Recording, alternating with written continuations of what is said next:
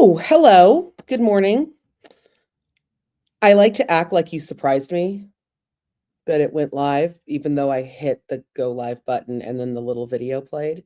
It's just a little extra in the morning, but it is the morning of the final day at ServiceNow Knowledge, and I just wanted to pop on here and just give a couple thoughts because it has been a time, it has been a mood, it has been a vibe. I have enjoyed every moment on the ground, and just wanted to come and share a couple thoughts about what I'm seeing.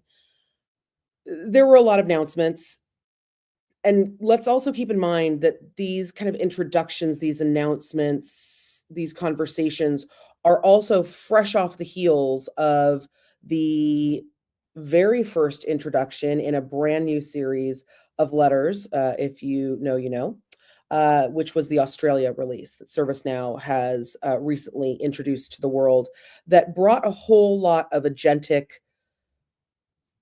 capabilities in a way that ServiceNow customers have already found are really useful. And I want to share how we saw that and how that manifested, and it was all through customer conversations. We had 2 great customer panels, so thank you so much to the AR team for giving us that insight where we really heard from very different customers, both across kind of private sector, public sector, governments, states, that are really working to put the work of just life, the work of being a customer, into an easier, more accessible, quite frankly, seamless. It's the only word I can come up to think of it.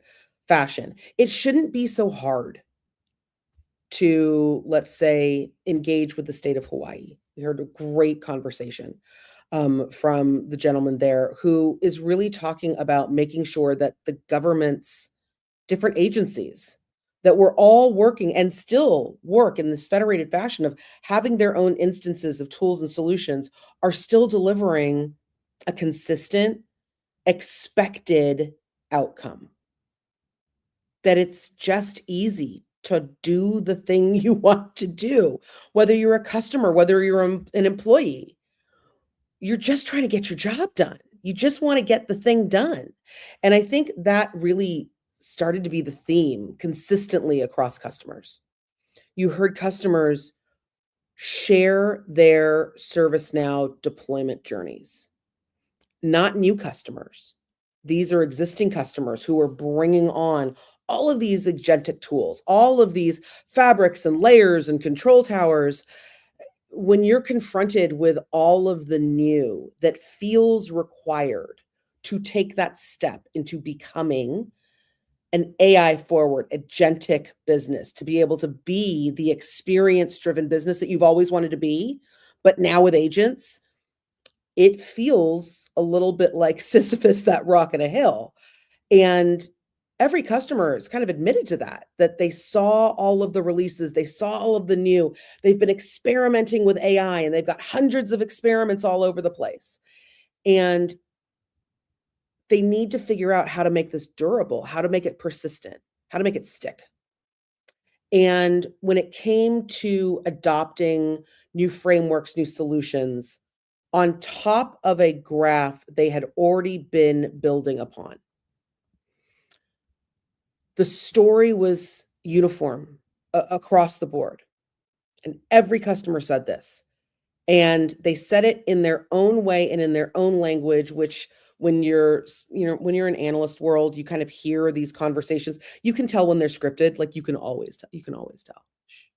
You can always tell when the customer has been briefed on how to say the implementation went, how to say the rollout went, how to say, because they all say the same thing. That's not what happened here. What happened here was that the customers were telling the same story, but in the context of them. We're going to hold on to the word context for a second. We'll come back to it. But what every customer relayed was the sense that rather than starting at everyone and everything is the problem, and we're going to agentify everything because now every agent has to be headless, and we're going to call everything the thing. We're going to call it the thing, and then we're going to like smack the people around. ServiceNow brought people in and specifically asked to have conversations with the line of business, the business unit, and the business leaders. They didn't come in and say, okay, let's get all the consultants here and let's talk to everybody who's going to be deploying and let's get all the admins. That was the phase later. The first phase was talking to the business owners, to the business leaders, to talk about what it was they wanted to achieve. What were the problems they were trying to solve in real business outcome terms? And that stuck with me the entire time I was on the ground in Las Vegas, because if you lose sight of your business outcomes, those goals, and those goals will typically wrap around the customer, whether you use that as language of revenue, if you use it the language of growth, use the language of engagement, you're still trying to get that done. It's going to wrap around your people. It's going to wrap around your employees. And ServiceNow continuously put that in the center of their strategy and deployment conversations. That's important. One of the big announcements that really stood out to me certainly was the AI Control Tower. With the closing of the acquisition of Armis, you knew, and it even felt like when that closing happened, I guarantee you that whole keynote shifted dramatically, right? Because we weren't hearing about don't bolt on AI as a sidecar, although I'm still upset that Bill did not drive out onto the keynote stage in a motorcycle. He had the motorcycle jacket, granted. Still going to hold that against everybody. I might pout about it like until next knowledge, but it's fine. It's fine. It's fine. I didn't get my motorcycle, but what I got was an AI control tower that was not just theoretical and not just there to help the agents along. It is a framework, a layer of visibility, an operating panel and system that is meant to not just orchestrate where and how your AI agents are flowing, not just through ServiceNow, but also through your enterprise, through your organization. But I heard a customer describe it, and this was the best thing I could have heard. I was standing in line for an NHL activation where ServiceNow was showcasing how decisions could be helped and how actions could be helped with AI agents. And the gentleman that was standing in front of me said that the AI control tower felt like a new blanket. It felt like a new comfort blanket. He was talking about how his kid, he's got a child younger than mine, kind of has that security blanket. And it's not that his child can't do the thing. It's not that they don't know how to do the operations. They know where they want to put the things. His son knows where he wants to go, but he needs that blanket. He needs that security layer so that he feels the confidence to be able to move forward into something that feels chaotic. And I think that for a lot of people, that's where Control Tower is going to start. AI Control Tower is going to start is that kind of security layer, not from just an Armis sense, but from a real confidence sense that I feel like I can move into a world where I'm not just experimenting with AI. I am deploying and I am having these AI solutions and these agentic AI solutions really act as that colleague, that coworker, that entity that sits side by side with all of your people in order to make your business better, your customers better, your employees better. But it comes with one of the hottest things I've seen in a very long time, which is a kill switch.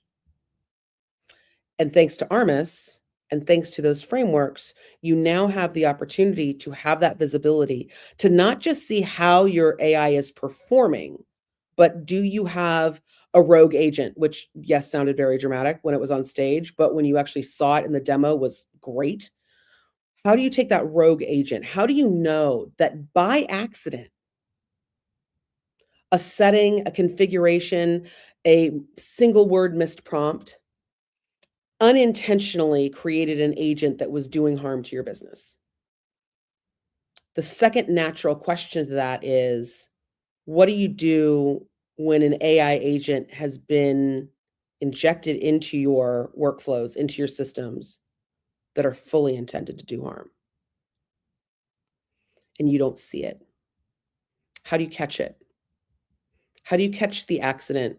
How do you catch the incorrect config? We all know they happen. How do you see it? How do you understand the damage it's doing? How do you understand what the potential for damage is? And how do you stop it? Do you have to call a committee?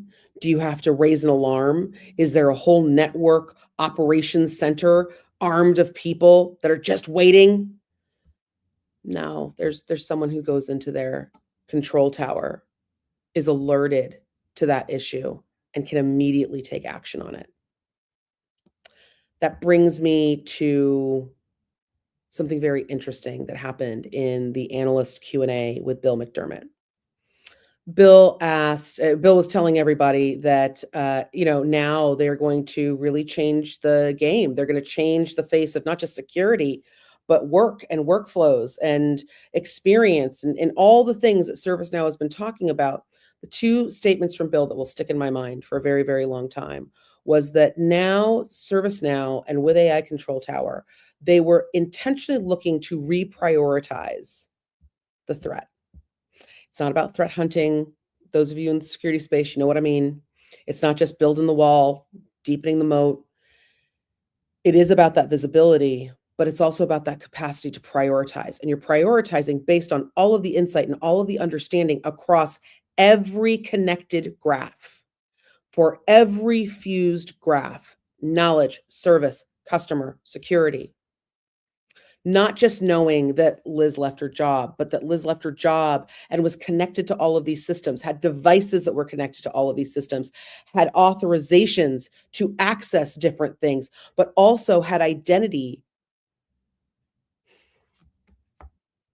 And not just looking at authorization, looking at that access. How do we shut that off? How do we turn that off? Yes, for the human.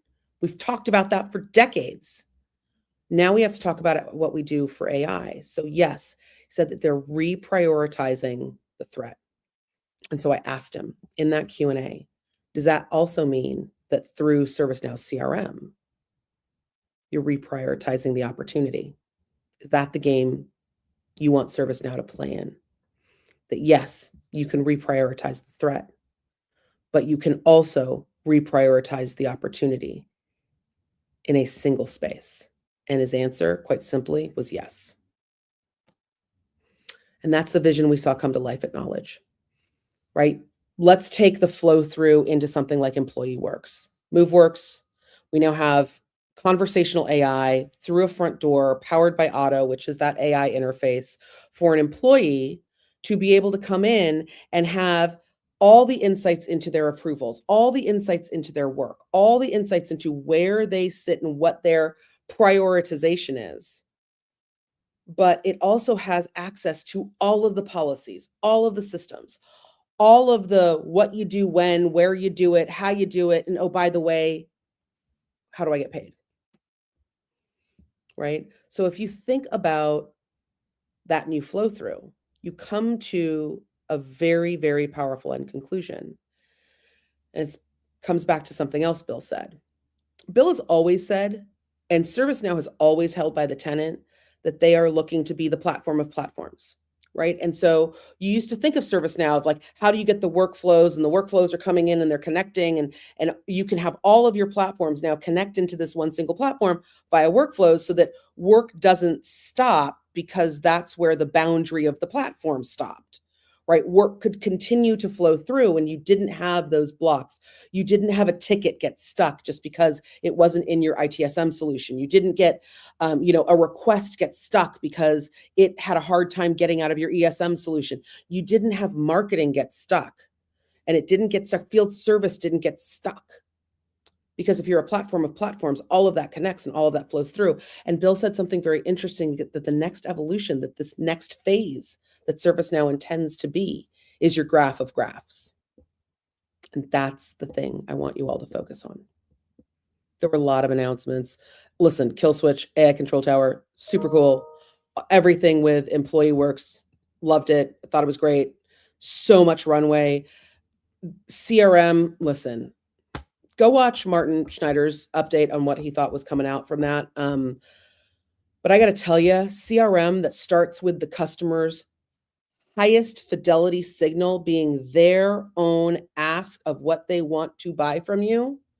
That's not just high fidelity signal for sales. That's the highest fidelity signal that you can have for proactive service, for field service management, for anything that has to do with that customer, it all starts with them saying, I'd like to buy this, please, and configuring it themselves.